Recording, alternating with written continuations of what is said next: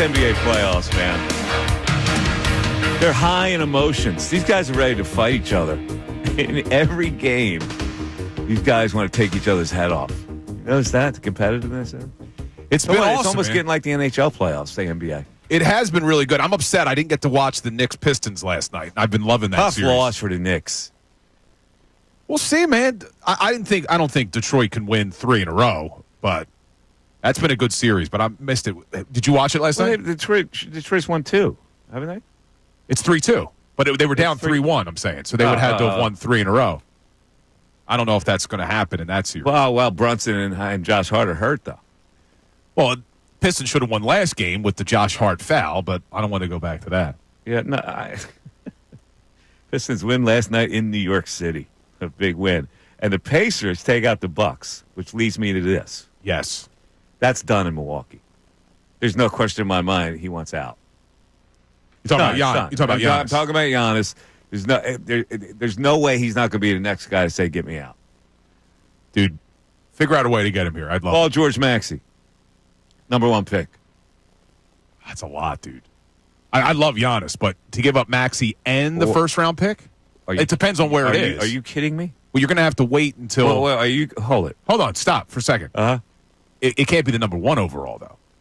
Like, I'd rather have Cooper Flagg and Tyrese Maxey than trading Cooper Flagg and Maxey for Well, you said Giannis. before, the timing would be off anyway. You couldn't make that kind of deal for this first round. You'd have to wait until the lottery. Next year's first-round pick. Yeah.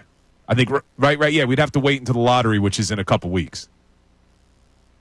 Yeah, wait, why would the time be off? I'm confused. I'm saying you would not be able to trade this year's first-round pick until you knew where it landed in the draft. Right. Well, I doubt they'd be interested in it until they did. Yeah, because you wouldn't have it. You can't trade it anyway. Yeah. So I guess anything outside of the number 1 overall pick, let's play this game now. If it's 2 through 6, would you pair their first-round pick, Tyrese Maxey, and Paul George for Giannis? And then you're going to have to make the contracts work, so they'll have to throw in something else. You would not do that. Oh, man. I think I would. Hold a second. I think I would, You're Mike. getting rid of Paul George. Yeah, I think I would. You get rid of Maxey. We know Maxey's a good player, but not a super duper star. And a number 1 pick. You're not doing that. So you're going to build around Giannis and Embiid. Do you trust Morey to put the right pieces in place around those two? That's irrelevant. I would do it, Mike. I would do it. I'm coming around. God. I would do it. Oh, my God. Well, look, Giannis is... How about you? Maxey, George's contract goes, and he'll get back to the Midwest where he flourished, like Indiana-ish, and the first-round pick. I mean, to get out of the George contract, that's nice. Doesn't do a ton for me. It doesn't do a ton for you. No. You would rather have Paul George and Maxey in the number 1 pick. Yeah. You would. Yeah. So Ray wouldn't do it. I think because this ends up being built similar to where the Bucks are this year, where you're a mid-40s win team. You end up going out, maybe not in the first round, but in the second round. Embiid as your 5, Giannis as your 4. Oh, good, huh? I think it'd be tough to defend, man. Will be tough to defend. I mean, it'd be interesting to see. Are we trusting McCain's going to be the guy that... Are you bringing back the same team as you were late? I mean, that's the better alternative? Well, I don't know what, like... Right now, we don't know where that first-round pick is. If you tell me that pick is 5 or 6 and they end up doing that deal, all right, you can talk me more into it. If it's something that ends up being like 1, 2... Suppose it's not one. Not one. Would you do it? Basically, you're giving up one of the Rutgers guys. At 2 or 3. I can give up one of the Rutgers guys. Yeah, I mean... See, I'm just not in love with the way that Giannis is going to age. His game's all athleticism. He's already past 30. He's never played less than 60 games in a season. I know, but the last 3, postseasons before this one, he hasn't played a full series? True. You know what his numbers were last night? I know what his numbers were last night. That's great. His team's going home. 30, 20, and 13 last night. Yeah, he averaged over 30 a game, didn't he, in that series? That dude plays every minute like it's his last. Okay. Embiid averaged over 30 last year in the first round, and what's the credit he gets for the first doesn't round? Play every minute like it's his last. This is why you got a guy who plays every minute like it's last with Embiid who doesn't, which would balance Embiid. To Mike's point, Ray, the reason why I think I would do it is the alternative is we're just running it back. Like, that's the alternative. If you don't make a trade like this, You're going Maxey, George, and Embiid again next year. You're going to try to build around those three. I think it's saying more about how I feel about Paul George than Maxey. It would be a way to get away from PG. Yeah, the reason I consider this is because you're getting out the Paul George contract. Yeah. Like, that's not... And you're still taking advantage of, hopefully, the small window that maybe remains with Joel. You're giving yourself the best chance, I think, of if Joel is even some semblance of what he was, and you bring in a guy like Giannis, maybe you could do something. Somebody at Chevrolet goes, why would Giannis want to come here? Because he's done in Milwaukee. That's why you want to come here. You got to go to another major city. But I guess the YouTube chatter's point is if he wants to get out of Milwaukee because he thinks there's no shot of them winning the championship, does he truly think he could win one here with Joel? He's playing with Embiid. I mean, is that a better situation than what he's got in Milwaukee? Well, yeah, because Dame's probably his career's over. He's done. He's got the Achilles. Yeah, he's not playing next year for even that. if he doesn't play next year, which is a guarantee, he may never play again at his age. Exactly. But does he want to come and play with Joel? I guess that's the big question. You're listening to the Mike Missanelli Show, 97.5, the Fanatic, WPEN, HC1, Burlington, Philadelphia, a Beasley Media Group station, broadcasting from the Comcast Business Studios, powering possibilities. Now, all right, the whole Giannis question, then, that leads us into the whole issue with Halliburton. Yes. So last night, we don't actually have the broadcast version of what happened at the end of the game, right, Ray? Okay. So Bill, describe what happened last night at the end of that game. So the game ends, and pretty much the Bucks choke that away. Right as the clock strikes 0, Halliburton's father comes onto the court. I don't think Giannis knew it was Halliburton's dad at first. And he's holding a towel that has Tyrese Halliburton's picture on it, and he gets in Giannis's face, and he's saying, that's what the bleep we do. That's what the bleep we do. And Giannis is kind of looking at him, and he's basically taunting Giannis.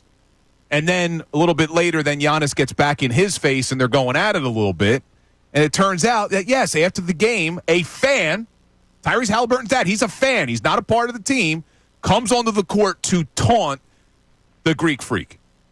In my opinion, Giannis would have been completely in his right to push the guy out of his way and say, get the hell out of my face. They should not allow, I don't care, it's his father. He should not be permitted on the court, Mike, at all. How many times is now fathers are now getting in the picture here, sitting courtside? It is the emotions of the game. This NBA, on one hand, listen, a reasonable mind says it's ridiculous for that guy to do that.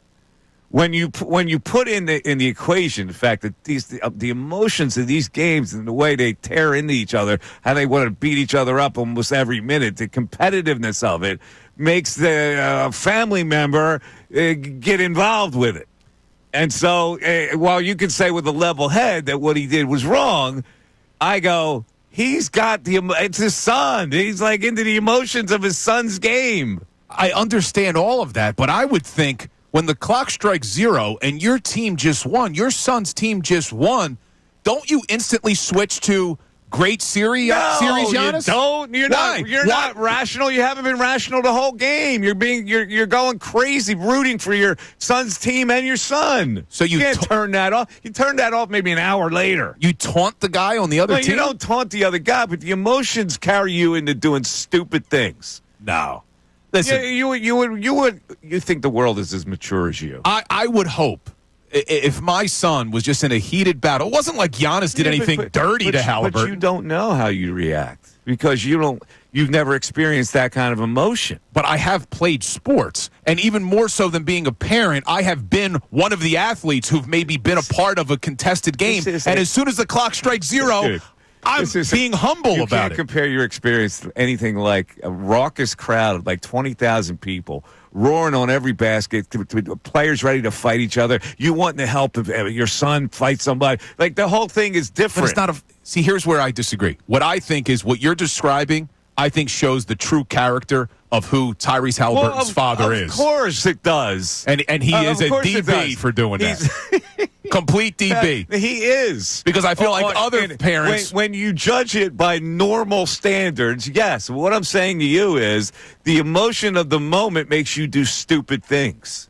But and even the most mature guy does stupid things. Like Rick Brunson is one of the most mature guys I've ever known. He fights for his son all the time. When somebody bullies his son, he's out there in his face. But I think you're muddying the waters here. I agree with you. Fight for your son. Fight for your children. They just won the series. Giannis is a humble star. He didn't do anything dirty to Tyrese Halliburton. There's no reason to go up and taunt to taunt Giannis.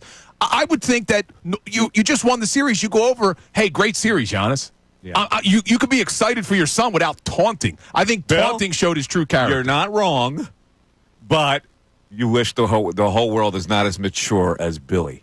Listen, I never would describe myself as Mr. Maturity. You are. I just think your true character gets shown in a very moment mature like that. individual. And maybe this is the reason why Tyrese Halliburton's posting pictures of him with 3 blondes in Vegas. Remember that? Yeah, I remember that. He was a DB as well. By the way, I got to call violation on your family for not bringing you the laptop. Dude, it's... I think the father-in-law, the least your father-in-law could do is bring you the laptop. Yeah, the least he could do. He doesn't do enough. Yeah. I mean, this is another chore for him to help out. My wife is working. She's got clients today, man. Well, how many clients? Oh, she's probably busy all day with clients today. Really? She's a very busy personal trainer, man. No, I understand that. Keeping people in shape. That's why the father-in-law's got to do it. 610-632-0975. On the other side, we'll hear how Shaq and Charles Barkley commented on that situation last night. Mike Missanelli Show, 97.5 The Fanatic. Hey guys, thanks for checking out our video. If you want more from the Mike Missanelli Show, somewhere on this screen, there is somewhere where you can hit the playlist. Keep interacting with us.